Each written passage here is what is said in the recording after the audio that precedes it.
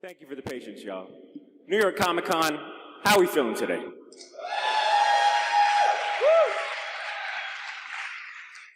Not bad, but I did not fly all the way from Jacksonville, Florida for that weak-ass response, so let's try it one more time. New York Comic Con, how are we feeling today? That's what I'm talking about. Thank you, thank you, thank you. First and foremost, thank you guys.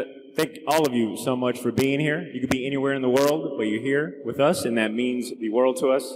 My name is Bader Milligan. I am a podcaster, or as I like to tell my mom, who still hasn't wrapped her head around what a podcast is, I'm a professional blabbermouth. Okay, I've been blabbing about comics for the last 10 years. I host the Shortbox podcast. I'll tell you a little more about it later today. Thank you, thank you, thank you. I appreciate that. I appreciate that. Now, quick question. How many of you listen to podcasts? Damn, all right. Should not be surprised. This is a podcast panel. But still, sometimes I don't get those hands. That's awesome. How many of you have a podcast or aspire to do a podcast? Damn, right. I'm among my people. Oh, yeah. Round of applause for yourself. You know, to the podcasters. All right. Regardless, you guys are in the perfect place to be. The goal today is, this panel is like part spotlight, part introduction, part motivational, how-to. Like I said, I'm from the South. My mouth is like all over the place. That was like way too many parts. But the goal is to introduce you guys to some of the best comic podcasters in the industry, and hopefully maybe even spark, some new ideas, maybe motivate some of you to consider starting your own. It's possible. I'm a living proof. Even if you don't have an artistic bone in your body and you want to contribute to the comic book industry, podcast is a viable medium and a viable way to do so. New York Comic Con, I'm not going to stall any longer. Let's go ahead and introduce and meet our panel. Are you guys ready to meet the panel? That's what I'm talking about. All right. First and foremost. Oh, there was my slide right there. You see that smiling joker right there? That's my man Andrew Torres, co-founder of the Shortbox, and an awesome host as well. All right. Your first guest panelist, coming all the way from Virginia, is a married couple that have been exploring the dynamics of comic book relationships across comic and pop culture, and a show called the Comic Book Couples Counseling Podcast. And if my accolades weren't enough, comic book writer Tom King has dubbed them the best couple in comics, and I'm inclined to agree. New York Comic Con, let's give it up for Brad and Lisa Gullickson!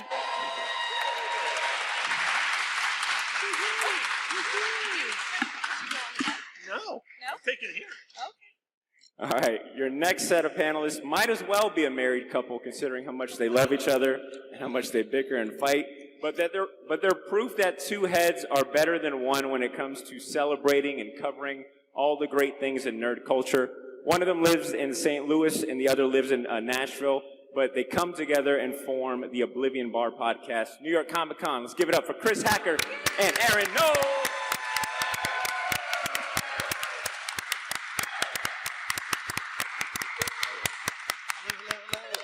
Hello.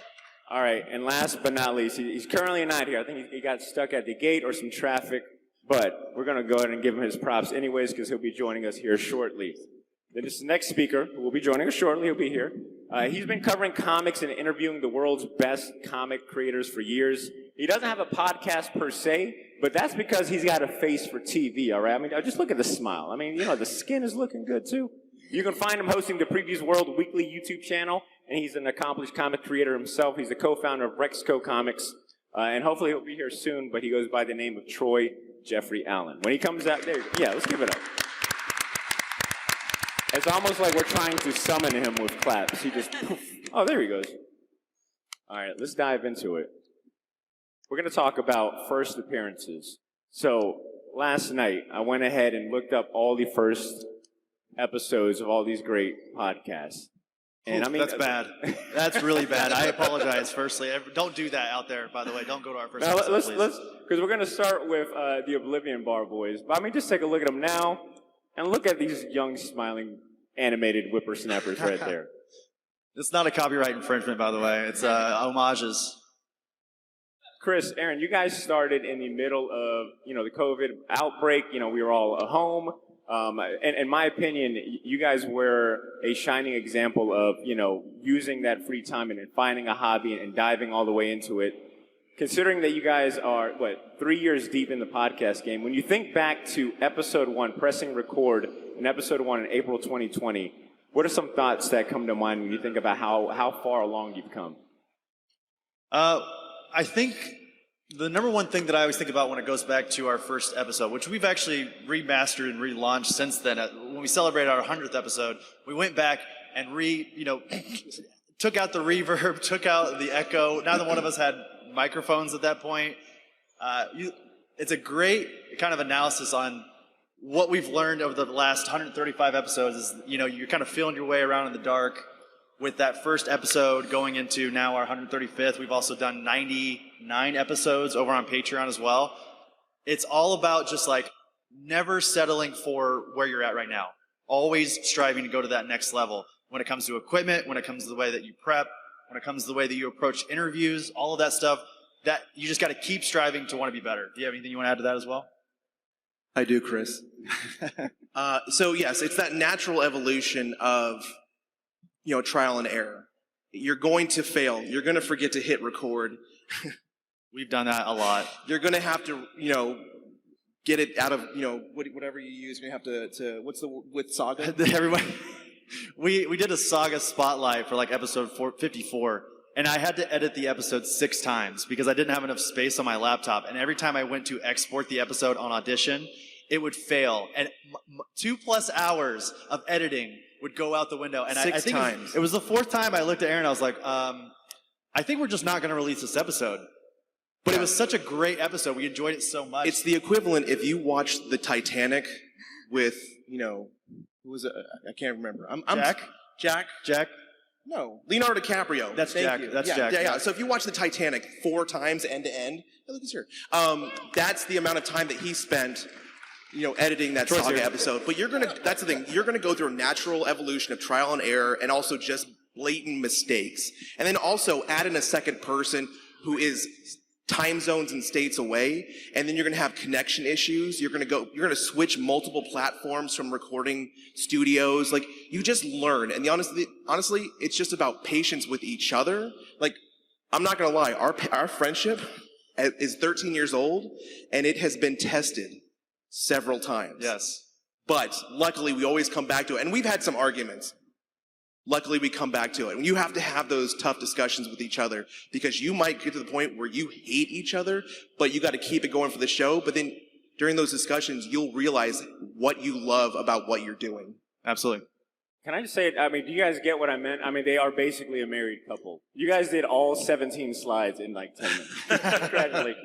I don't do anything. Chris is the carrier of the show. I would say that's not true, but it's totally true. Oh, Troy. Nice of you to join us. Troy's here, everybody. That's Troy Jeffrey Allen. Yeah. Like I said, we summoned him. I just want to say, I got the broken phone to prove that I was rushing over here. Oh, no. It's a Spider-Man edition. Nah, Troy, you came in perfect timing. Okay. Troy, I don't know if you see that picture of baby-faced Troy Jeffrey Allen right there, but that is the earliest previews world. Why did you get the worst picture? Look, my photo selection skills are terrible. My girlfriend says that all the time. It's okay. But when you think back to October 2016 and being in front of the camera for the first time for Previews World, like, can you take yourself back and like the thoughts that you were having of like, wow, I get to talk comic books with creators in front. What was that first episode experience like? It was a marathon. Like, that's the God honest truth. I was like, I'm going to make this happen. I'm going to make this work. Diamond Comic Distributors owns Previews World and the Free Comic Book Day, et cetera, et cetera. They didn't really have a social media or a presence or like a video presence. And so it was kind of really experimental. And I kind of took the strategy of like, well, if I have to do this for the first time, and I did radio shows and stuff like that before, but like, if I have to do this and I have to be the host of these things, then I'm going to first interview people that really interest me, that I really genuinely want to ask them questions about, because I was like, I can't fake this. So that was kind of the general attitude, is like, well, let me find and corner creators who are doing things that I think are interesting. And I've been doing that ever since. So. Oh, yeah. Brad, Lisa, why podcasting? Because I understand that both of you, you guys write, you guys have an awesome website, you guys dabble in this world, but when you think back to December 2018, launching your first or recording your first episode, putting it out there in the world. Why podcasting as a medium? Well, we were already podcasting before Comic Book Couples Counseling. Oh. The In the Mouth of Darkness movie podcast that you're all subscribed to, or you were subscribed to. 'Cause it's Doesn't dead. exist anymore. We love the podcast format. You know, we don't. I mean, we have a YouTube channel, but we don't really do video. I mean, we're strictly an audio podcast because we Love the audio medium. the medium. Yeah, Okay. that's why podcasting.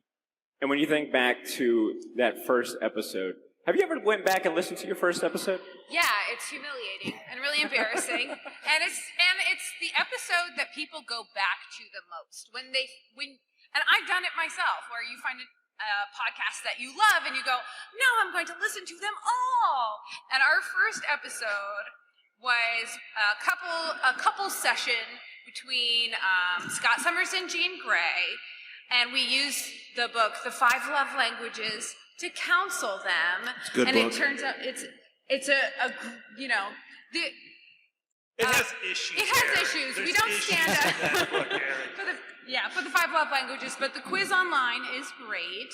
And we were really loosey-goosey, and we were also learning how to edit and record and Yeah, because this was the first time where we did the whole show. Like Yeah. with In the Mouth of Darkness, we had friends who did all the, the behind-the-scenes stuff, and we just spoke into a microphone. And But- now we have to put it together. But for a lot of people, those first couple of episodes are their favorite episodes. So we're glad it's still out there. I've been I've been podcasting for almost 12 years. So I've got like over 400 episodes, and still to this day, anytime someone's like, oh, I've started back at episode 1, I just tell them, please, don't ever talk to me again. Big yikes. No, thank you. Chris and Aaron, I want to go back to you guys real quick and ask the same question. Why podcasting, considering all the different outlets and mediums that you could have chosen? What was attractive about starting a podcast? This might not be the answer that you want, Botter, but we approached it from the sense that we originally wanted to do a YouTube channel. And for anyone that does YouTube out there, it is very labor intensive. There's a lot of editing. And we were like, we don't want none of that business. Which is funny because now podcasting is slowly shifting to a mostly video and audio medium together. But it was kind of booming at that point. Again, this is early 2020. We had a lot of time on our hands. We didn't really workshop names or anything. It was just like, let's start a podcast. And I think a lot of people have that initial thought. They go, we have time on our hands. We think we're super interesting. I know Aaron and I don't think that at all, but there are people out there that think, let's start a podcast. We like to have fun and drink with our friends, but they don't realize how much work actually goes into it, because we definitely didn't. No, for us, it was simply, we just want to talk, because we, like I said, we've been best friends for 13 years, and COVID happened. He was in a different state. We couldn't really hang out. So we just started chatting. And then I had also been doing a lot of Twitch streaming, things like that. So we knew that kind of the internet was the way of, keeping our friendship alive and not letting COVID kill it. And so we just kind of started chatting, and we were like, this is fun. Yeah. We've only done 2 episodes together. Like in person. In person, yeah. We've been remote the entire time. And I think one of the greatest compliments that we get is that people will say, we couldn't even tell that you guys weren't in the same room. So that means a lot to us. And, again, that's the process of it all, learning and, honing your craft in the podcasting medium. And I think that also there's just something about the audio format itself is so just like immortal. You got radio, which is always going to be around. Radio theater. I don't know if you have another term for that. I can't think of it. But, like back in the day, you used to have the radio shows where it was like, welcome to the stage, people. Batman punched the Joker. And stuff like that. It's always going to be entertaining. People are always going to be traveling. People are always going to need to commute. So give them something to listen to, and maybe you guys want to hang out with a couple of friends who are talking about Batman, or how much we hate the Snyderverse, or how much we think Snyderverse should continue or shouldn't continue. Maybe we're going to be entertaining to some people, and if it helps, it helps. Well said.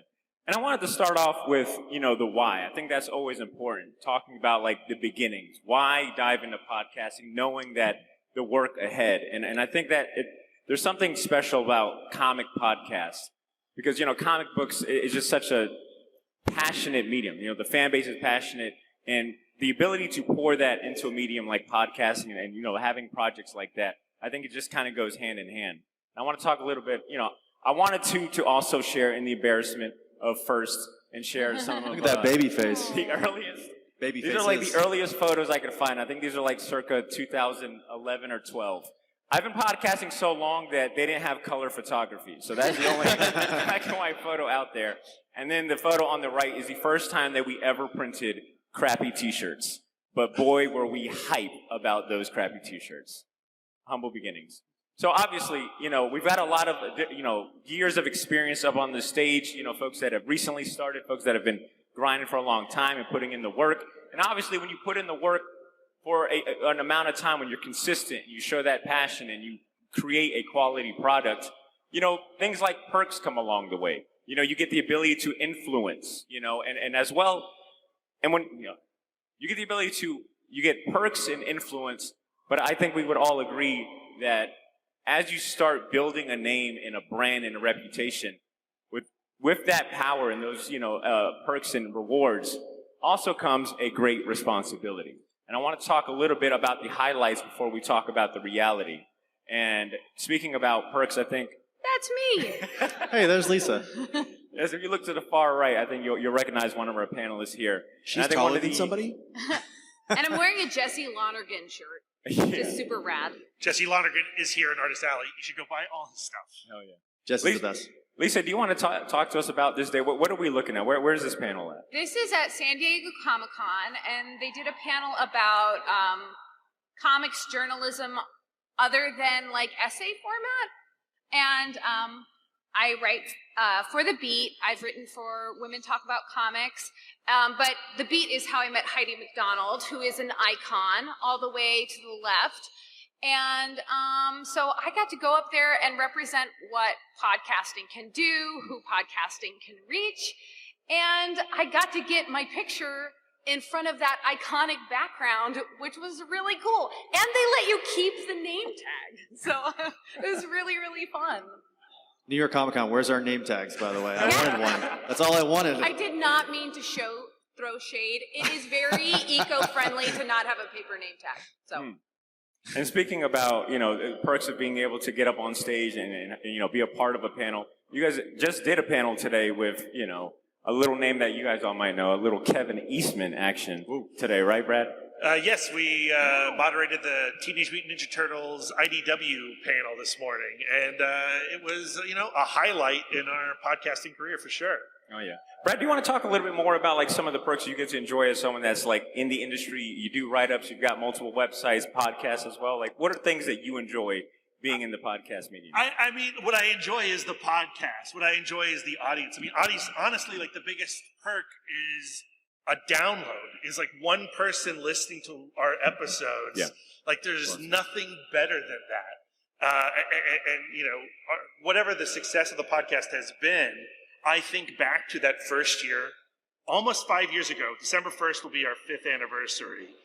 Really quick, let's give it up for that. Come on. 5 years? Thank you. 5 years in podcast time, you gotta that's like 40 years right there. And I remember the first reviews that we got on Apple Podcasts and the first positive reviews. And it was like the best feeling. And it remains the best feeling. And when you run into people, it's like even better. I want to echo that. Like one of the whys that I failed to mention was that I felt like there wasn't a comic book space where I could talk and feel safe about the way that I wanted to talk about comic books. On Comic Book Couples Counseling, we talk about comic books in hand with self-care and self-help and the stories that we can draw from reading comics. And a lot of times it just felt like, yeah, but how many Spawn villains can you name? And I'm just like, oh my goodness. You know what I mean? Like, I just wanted to talk about comics in a way that didn't feel like a pop quiz, where I could just share my heart. And that is a huge perk.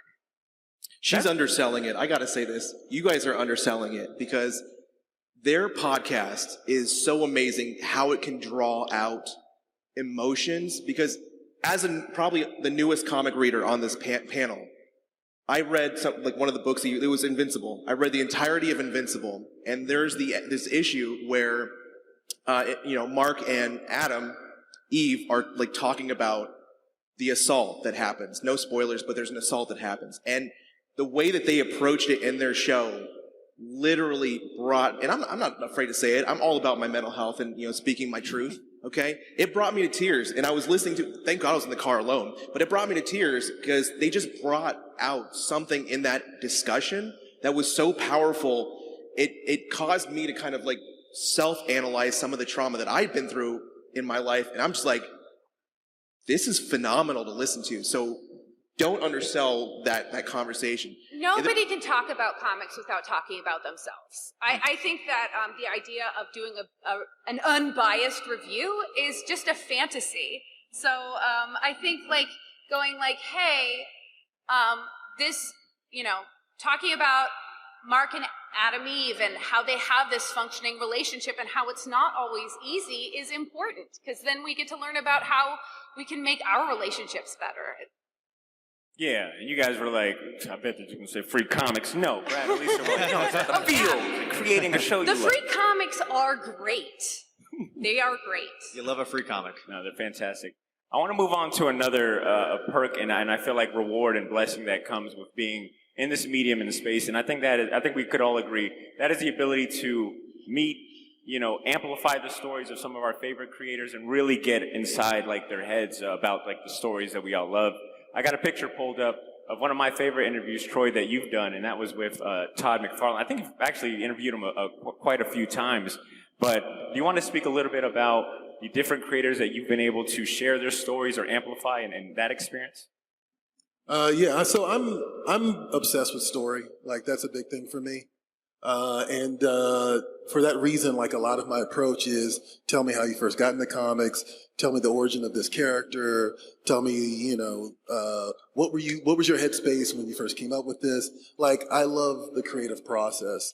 And so, when they told me I was going to get 30 minutes with Todd McFarlane, I was like, all right, we're going to fire away. I'm just going to ask him I'm making Spider-Man 300, Spawn #1, Venom, I'm just going to go down the list of things. And he was really open about it, which was really cool. He kind of allowed me to just kind of basically just have a conversation with him, which is also really my style. I'd much rather just be talking like I'm in the room with you, even if it's over Skype or Zoom or whatever. So yeah, it was, I've been fortunate enough to kind of talk to a lot of people that I'm really excited about in general. And McFarlane's definitely been one of them. And yeah, I've gotten interviewed him about 3 times, so. Troy, you don't got to flex. I mean, we're all friends. So you got to brag. I haven't been able to talk to him once. Chris, Aaron, do you guys want to talk? Oh, actually, I'm sorry. You guys have a dedicated slide. Speaking about perks, I'm going to say one thing about Chris and Aaron in the Oblivion Bar podcast.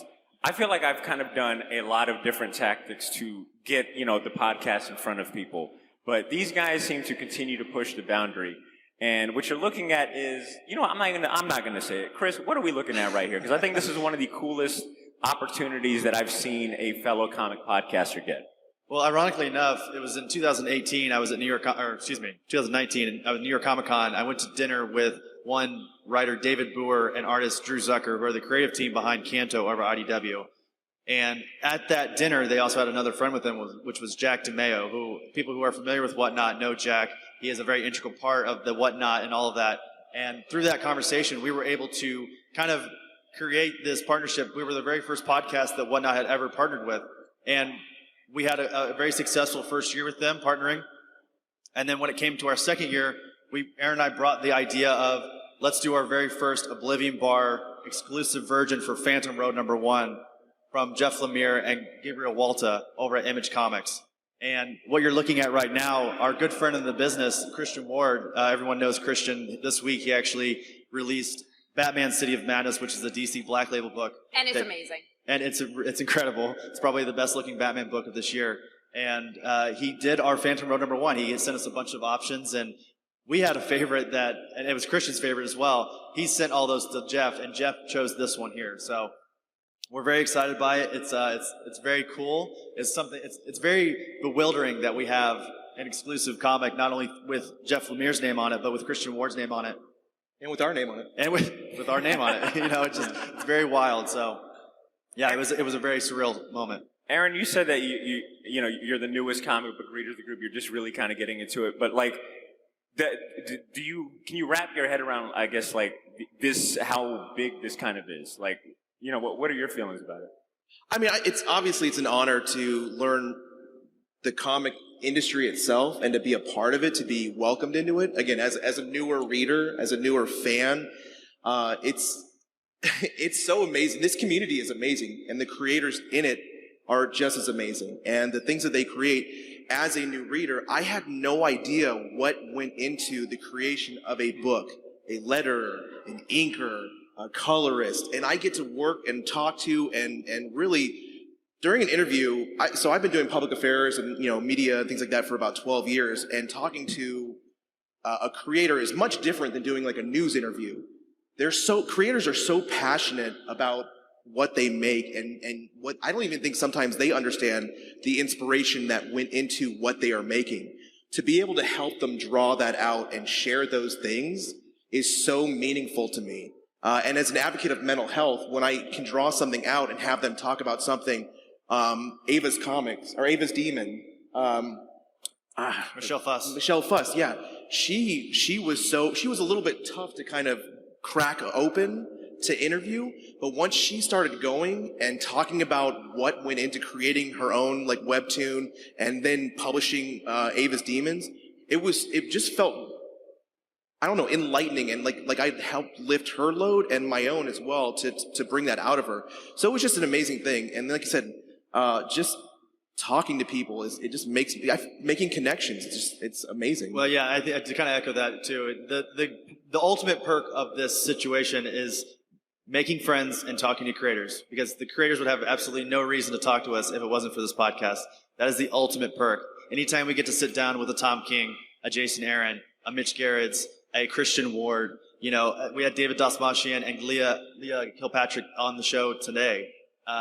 There's no other better feeling than be able to pick their brain on their process and all of that. So that's really honestly the biggest perk. Another fun perk, is the comics podcast community itself. Yeah. Like, I've made so many friends through it, not just the people on this stage. Comics Collective is sitting right there. Watchers is sitting right there. And it's a really small community, and we're all listening to each other, and it feels great. Obviously, I did not bring my mic skills to this panel. My apologies. You trying to eat that was thing? well said, though. Oh. All right, but I do like all the points that were brought up, as far as, the reward and the perks the perks that mean something when it comes to comic podcasting, from being able to create the show that you've always wanted to see, being able to pick the brains of creators and being able to, befriend them and, really get nuance to the stories that you love, to also just doing some really groundbreaking stuff within comics. Fantastic points. So we talked about the highlights, but as we know, it's not all sweet, all right? There's a lot of work that goes into being able to get to this point, to these positions of being able to do these things. So I want to talk a little bit about, the obstacles, the work, and the learning curve that comes with the medium. And Troy, I wanted to start with you, because I think you're in an interesting position where, you're an on-screen personality and talent, but you've also, you've got artistic ability, and you shifted that into co-founding Rexco Comics. So you're a comic creator yourself, you're a writer yourself, and I was curious if there was any overlap, and what are some of the things that, did you face any obstacles moving from, talking about comics to creating comics, to getting into that space? I'll tell you a little secret. I literally talk to the creators so that I can learn the obstacles. That's the God honest truth. You can learn so much by talking to a lot of these people. And I don't actually talk a lot in my interviews. It's typically, there was a period where we only did interviews where the camera was just on the creator. And that's because I want the focus to be on them. But meanwhile, I am definitely taking mental notes of everything they tell you about, the editing process, the writing process, the artistic process. I don't draw, but those conversations allowed me to kind of go, okay, maybe I'm scripting the wrong way. And so all that stuff kind of is its own school in itself. I'm not saying there aren't obstacles. One major obstacle is that I work for the distributor directly. So there was definitely a period where certain conversations weren't on the table. And me being me, I would still have those conversations. And sometimes you get in trouble for that. But at the same time, I didn't want to be dishonest with people because, admittedly, what we're doing is kind of propaganda for the comic book industry, and I'm okay with that. Like, I have no issue with that at all. Of all the things I could do propaganda for, comic books, I'm okay with that, right? But at the same time, to just be like buy, sell, that's not interesting content, right? So, to just kind of find the honesty in the conversation and also the right angle too, because you can ask a pointed question, it can come off wrong. And those are also obstacles as well. And also just finding my rhythm. Like, that's always an ongoing thing. Like, it's like, oh, are you too excited about this? Are you overtaking the live stream right now? Like, stuff like that. So, it's all a learning process. Well said. Bradley, so what would you say is the hardest thing about podcasting? The hardest thing about podcasting is doing it on a regular basis. Yeah. That's the hardest thing about podcasting, and we suck at it. Like, if you actually look at our release schedule, it is a little uneven. Yeah, they say, pick a day, Monday, Tuesday, Wednesday, and publish every, that day. And I bet you that would be helpful. And I would love to do that, but our lives just don't work that way. That doesn't mean that we stop doing it altogether. It just means we accept our schedules and who we are as podcasters and get it out when we can get it out. Yeah. And also, not be too precious. And I'm saying this to myself because I will get so picky and so hard on myself. And when you are podcasting with your lover, you will say things like, I'm going to do 1,000 retakes and you're just going to have to do it because you're mine. You know what I mean? You have no idea what editing is like until you edit your wife. Yeah. So if you are too precious, you will never get an episode out. So, Chris and Aaron, when you guys think about, I want you to think about an obstacle that you guys were just having trouble with. Yeah, Aaron's not. He's right here, Potter. That's the biggest obstacle of the Oblivion Bar. He's right next to me. He gave me a soundboard one time, and I lost Never again. Never again. He almost caused a fire in the house. No, I want to hear an obstacle that you guys overcame that benefited you in the long run. Like maybe a lesson that you had to learn the hard way to really improve the podcast, to get it going, to get better. It's definitely being flexible. I'll say that. I'm a very anal retentive person that needs to, kind of speaking on what Brian and Lisa were just talking about, having an episode released we release an episode every Monday, and we release a grid episode, our Patreon exclusive show, every Friday. For me, I'll speak for myself, Aaron, I'll let you kind of talk about your biggest obstacle. Mine is being more flexible. This is my best friend, and again, like we've said many times, my best friend for 13 years. And there have been times where we have gotten at each other's throats because I want to do the show a certain way, and I have to sometimes take a step back and go, is this going to affect the friendship if I try to get an episode out this Monday? And if it does, then we need to take a step back and we need to just not do it, So for me, it has been loosen up a little bit. Lisa, you kind of talked about it. Don't be so precious with it. And that's kind of been my biggest thing. Aaron, what about you? I find that being precious works in my favor. No, for me, honestly, the biggest issue is I'm a sensitive individual, and so when my best friend is a Type A personality and he's very strict and very rigid on certain things, I have to let go that he is not talking to me intentionally like an employee. I'm about to enter my 20th year in the U.S. Army, and so thank you. He's old. I am old, yes, and that's active duty years. So I'm used to being kind of in a rigid environment, but I'm not used to coming home and getting on a podcast with my best friend and having somebody tell me what to do. So that's something that I kind of have to let go a little bit of and know that he is just talking to me in his specific way. And it's almost like love languages, not to, steal your guys' thunder. But it's like, everybody speaks in their own language, and Chris communicates in a very strict way. To the point. To the point. And so I have to understand that, when he wants to get something done, he needs to get it done because he puts in, I'm not gonna lie, he puts in most of the work. He edits the show, he produces 90%, 99% of it, and I try and help out as much as I can. So the biggest thing that I can do is be flexible, but also be rigid, but also be understanding that I need to come and meet him at a certain level. Well said. This next slide here, because I wanted to chime into this part of the conversation here. These photos right here are probably from maybe one of the best days of my life, period. Not podcast-wise and personal-wise. We got to do an Avengers Endgame premiere at a local theater, and Peter David, in a weird way, is the father of one of the owners of said theaters. And we did a live show with him after the movie. It was like an epic day.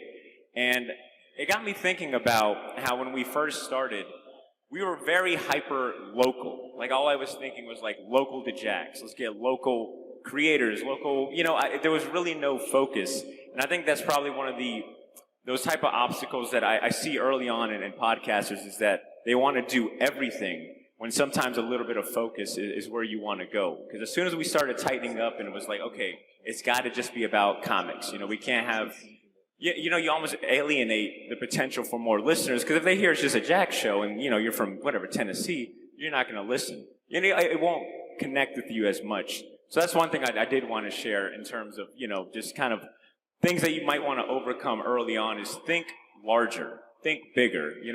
When we first started, it was very kind of narrow. We didn't really have a lot of shows to go off of. And I will say that is one thing about this incredible panel is that all of you in a way have shown me different tips and ways to get overcome, like, feeling like, I'm only, this big or I can't ever reach this audience. I think thinking about, in larger perspectives, like, is this a show that someone in Hawaii can listen to? Is this a show that someone has never heard comics and maybe at least jump in and enjoy it? I think go ahead. I have to interject something real quick. I just realized that all of us ignored the biggest obstacle that one of us has faced in podcasting. Completely ignored it. Hit it. Chris here. It's Chris. Chris here battled cancer. That's not a joke. He had colon cancer, so he's missing about a foot of his colon. All right? One less foot. One less foot of colon. You all have a lot of extra colon more than he does. And he's beating cancer. Yeah. And throughout that treatment, continue to record podcasts and produce a show. So, dedication. Dedication. Everyone right now is like, Chris, this isn't a competition, Chris. Show. No, but I think it goes back to what Brad brought up about like consistency being one of those also early on obstacles. Is you gotta carry that moment. You gotta build momentum and you gotta carry it, a long way. So finding ways to not burn out, I think, is another like obstacle and just hardship that a lot of beginning podcasters start out with. That being said, so we talked about some of the the pitfalls, the roadblocks, the things that kind of give us headaches. Let's go ahead and give some solutions. Not that we haven't been given great solutions and tips, but let's really dive into some things that people can do. Right now I've got a screenshot. Brad and Lisa, this is a bunch of reviews for your podcast. Killer ratings, all 5 stars. What are some tips that you would give to aspiring or existing podcasters to reach this level where people are leaving them praise? Like, what is the secret to your sauce? Don't be shy about asking for a 5-star rating every single episode. And tell them that any less is actually not constructive or welcome. Also, the community, the comic book podcast community is small. Help each other out.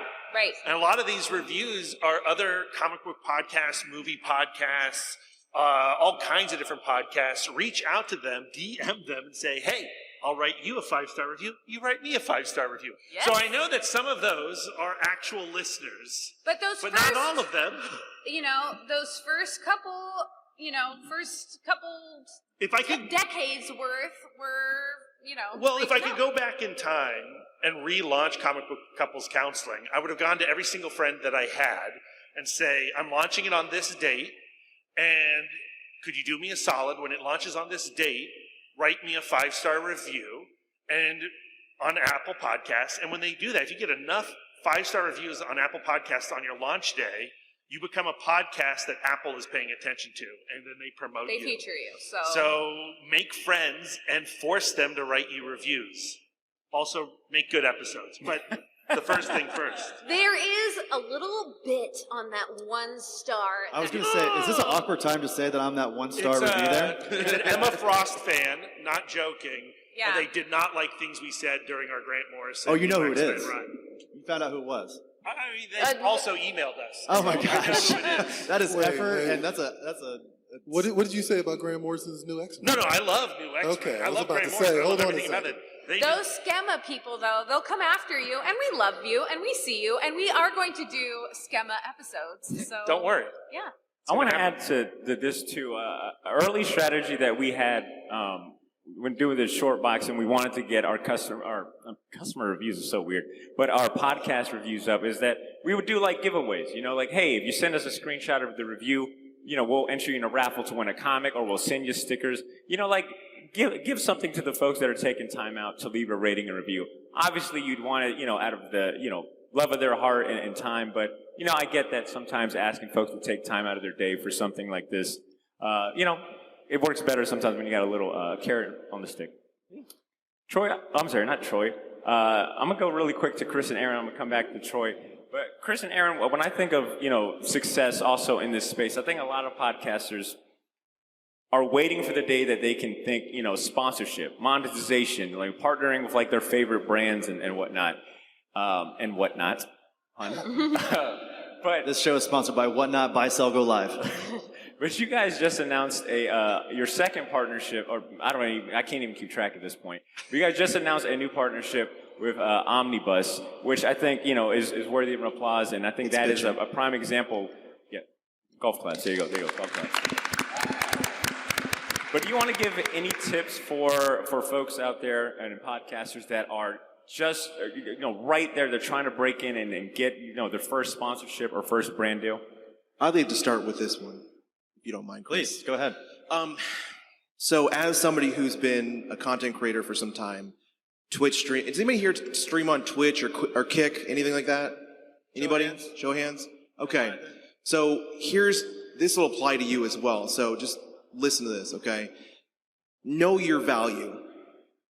You as a content creator hold so much value, and there are so many companies out there that will try and take advantage of the newer content creators and try and make it sound like it's a partnership that you have to pay into, or that you have to buy items from them, or you have to, you know, like get your numbers up. Like, these companies need you to put their word out there, to make them look good, to make them, you know, seem like a company that cares about the community.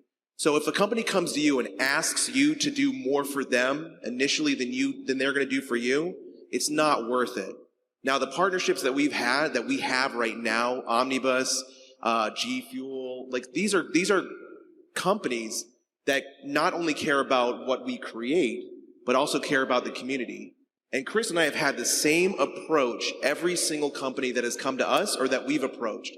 If we don't use your product, or your product is not quality, or the messaging that goes along with your product is not quality, we will not work with you. Because we know our value, and we know our values. And I think we'll continue to do that to the end of this show.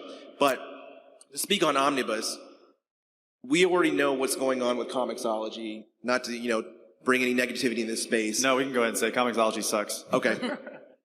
Omnibus approached us, and we initially, we sat down with them, and from the start, it was like sitting down and talking to literally our clones. Yeah, two of us that just created the best digital comic reader out there right now. And again, values, community, and just communication with us. And again, it was a partnership that was meant to be. And as a new comic reader, what they're doing to build the community is just amazing. So I'll just leave it at that and let Chris take the rest. It's very easy to put your name on stuff that you believe in. I'll say that. That's the ultimate thing, and that's a good piece of advice that if you ever want to, like Aaron was saying, reach out to a company and run ads or do any type of partnership, social media-wise or otherwise, make sure you believe in that wholeheartedly, because listeners will see through that instantly if you are being disingenuous with these partnerships. So when we met Travis and Kenny, shout out to Travis and Kenny. Let's get a round of applause. They're here in the crowd right now. One of them shaking their head as well. We love you guys. Almost immediately, I actually invited them on the show just for an interview because when I saw what they were creating on social media, I was like, I automatically believe in this. And the moment that we started talking about Omnibus and what they were creating over there, I was like, well, I want to partner with them. And I'm going to tell everyone right now, I pitched a free ad space for them on the Oblivion Bar. I said, please, let's partner in any way that we can. And to their credit, they were like, no. We're going to pay our fair share to have, be included in the Oblivion Bar, which is all the credit to them. We cannot preach how amazing not only Omnibus is, but Whatnot on the same aspect. When we came to Whatnot and told them that we wanted to promote them in different avenues, they were like, let's get you on an influencer plan, which again, speaking on success, does anyone know what success is in podcasting? We're not going to tell you, by the way. During this panel, we're not going to tell you what success is in podcasting. But they put us on the influencer plan, and we're going 2 years strong now with Whatnot as well. So, and G Fuel as well. It's a lot less pay structure, but it's more like, posting based or. Yeah. So, I mean, we create content for G Fuel. They send us stuff. I believe in their product. Chris, he likes their product. It's all clean stuff. And they were kind enough, like I reached out to G Fuel, to our partnership manager, because my best friend was going through cancer treatments and surgery. And I was like, hey, I can't afford to do something that I want to do for him. Will you help me surprise Chris with a gift that I really want to get him? And when he came out of surgery, I was able, thanks to G Fuel, to present him or gift him a PS5, and so he was able to play at home and recover and not stress out too much. So I played Hogwarts Legacy for like 9 days straight. So really quick, I want nerds. I want to echo something that Aaron brought up, a kind of amalgam of what Chris and Aaron brought up, and that is to understand the value that you do bring. Like the amount of work that you put in is not something that all companies want to invest in. When they see like the amount of hours you put in recording, editing, promoting, like Aaron said, like value your work and your time. But at the same time, realize that success does look different for all of us. Some of us want a partnership deal. Some of us want tens of thousands of downloads. So I think early on, and it kind of goes back to the obstacles and the pitfalls, is if you have a plan and clear definition of what you want out of your podcast, I think it helps, in the long term. You can make, educated decisions and whatnot going forward, to see what you want to pivot. And really quick, I want to go to Troy, because Troy, I mentioned in the intro, you don't have a podcast per se, but at this point, being on YouTube might as well be a podcast. But we also talked about just the grind and how much of a different beast, YouTube and video content is compared to just strictly audio. And I was curious if you had any tips or tricks when it comes to that aspect of setting up for success or, elevating or just, minor things that folks could be doing. I was listening to everybody else's response, and I was like, what can I say that's different from what everybody else said? God, I would say one recipe for success, if I can speak on that, is look at what everybody else is doing and do the opposite, please. I think that's the thing I think is really cool about your podcast and your podcast. You guys are doing something different. And, there's, especially on YouTube, there are certain types of narratives that run wild on YouTube all the time.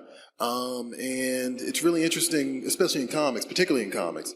And it's really interesting to try to be a voice outside of that, not focus on the negativity, because that's not what I got into this for. But zero in on the elements of the industry that you love, because at the end of the day, it's going to be the thing that sustains you in the long run, just personally, not even successfully, just personally. I have a friend who has a YouTube channel, and I've had him on Previous World a couple of times on top of that. But he kind of was hitting this point where he was sort of like complaining about stuff over and over and over and over again.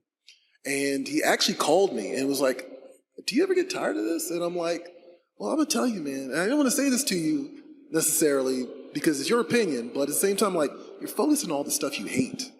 And I'm like, why don't you just talk about the stuff you like? And he was like, And it was weird. It was kind of surprising. It was like, oh. It's like, yeah, because here's the thing. I get it. You're on YouTube, you're on Twitter all day, and you're seeing people just like, every 5 seconds. And it's infectious. You know what I mean? It does grab a hold of you. And I think it's really important to just kind of, you want to do this because you like it. So focus on the things you like. There are plenty of people online talking about the stuff they hate, and plenty of people complaining about, Spider-Man's married, and, like Spider-Man shouldn't be married or Spider-Man should grow up. And it's just like, okay, but what do you like about the character? Like, you know what I mean? Or maybe stop reading Spider-Man. You know what I mean? Talk about something else for a bit. Focus on that because we need more of that. That is the counter programming that I'm begging anybody who's going to do a podcast or a live stream, focus on what you love. Yeah, and don't just do different, do you. Do you. We're all reading the same books, right? But nobody is you, and that's something that you can share, and people will become curious. Well said. And this last slide here is just to show that, we walk the talk, right? Like, we're here preaching about the comic book, podcast community and, being a family, but, we wanted to just showcase some of the collaborations that we've had amongst this panel and as well as other podcasts as well. Just for the sake of time, I'm going to quickly go over this, but Chris, did you want to add something really quick? Oh, no, I think this is really important, and this might be one of the most... one of the greatest perks of doing a podcast is I'm friends with Troy and I. We just met here just now during this panel, so you're bear witnessing to a new friendship. But everyone else, Botter and I, we have a group chat together. I'm often going to Brad for advice on anything, whether it be reaching out to people for interviews or what have you. The collaboration is one of the most important things when it comes to podcasting. It's a good way to get your name out there to other podcast listeners. But also, you get to pick up little things that the other podcast does they do it well. Like, the greatest form of flattery is imitation. Is that the term, Aaron? I think, yeah. So when it comes to podcasting, and I want to specifically, I'm going to pass the baton back to Botter here, but I want to specifically shout out the Unite the Seven, a nerdy podcasting event that we did back in, was it 2022? Yeah. Or 21, maybe? I can't remember. Time is weird, but what we did during this event was we each took a character from the Justice League. And we spent an entire episode analyzing that character, talking about some of their greatest storylines, our own personal opinions on that character. And we're so grateful to, we have Comic Book Couples Counseling, Comic Book Keepers, us, Wednesday Pull List, First Issue Club. We have Botter with the Short Box, and then Effin' Nerds. And it was one of the most, and we released our episodes each week. So you had to go to one of the other episodes in order to listen to that character's arc, or that episode as well. So it was just, collaboration is very important in our medium. I'm going to intercept that baton before it gets back to Bonner. No, give it back. No. Okay. And one of the greatest things about these collaborations, and to add on to the friendship portion of this, is there was one of the episodes that Chris and I did together, we were having really bad audio issues. And it was just frustrating to the point where we literally had to stop, walk away, and Chris does not get mad easily. He is a gentle soul, except when he talks to me. But he is a gentle soul, unless something is extremely frustrating. And he needed to walk away. It doesn't happen very often, but he did. And we came back to it, and we were still having the same issue. And we had the ability at this time to call our podcasting friends who do podcasting in person to help us solve this problem. And eventually we got to a point where, we were still having some issues, but it was better. And that's what the community is about. That's what this collaboration of podcastings and uniting all of us together is, because, again, we've said it multiple times in different ways on this panel, is we're all going to run into obstacles, but we don't have to face them for the first time and without help. And it's the same thing with even just like mental health and things like that. There's so many people that have so much experience in this room, on this panel, in your friendship circles that you can reach out to, and it's a simple call, and I didn't even think to call somebody and ask, but Chris right here, he had the people in mind, dialed the phone, and we solved it. And I called Botter. That's who I called, by the way. I called Botter. So you called Brad also. Yeah, and Brad, I think I called, and also Greg for the First Issue Club up there as well. So yeah. In closing, podcasting can feel like you're in a silo, but it doesn't have to be. You can find your community, and we can all uplift each other. I would have taken audience questions, but we started a little late. I don't want to hold anyone up. I don't want to hold up our awesome tech team as well. So I'll end it with this last slide here. If you guys want to check out any of the shows we talked about, scan the QR code. We've got a bunch of goodies as well, stickers, comics. And if you've got a question, we'll take them up here shortly. But besides that, I think that brings us to the end of this fantastic panel. I want to thank my panelists, my family, my crew. I want to thank you guys so much. It's been a blast. Thank you, everybody. I think all of us have stickers and posters and things to give you guys. So if you want to come up here and say hi, we'd love to give you stuff. For sure. Let's do it. Let's have a group photo. Thank you, y'all.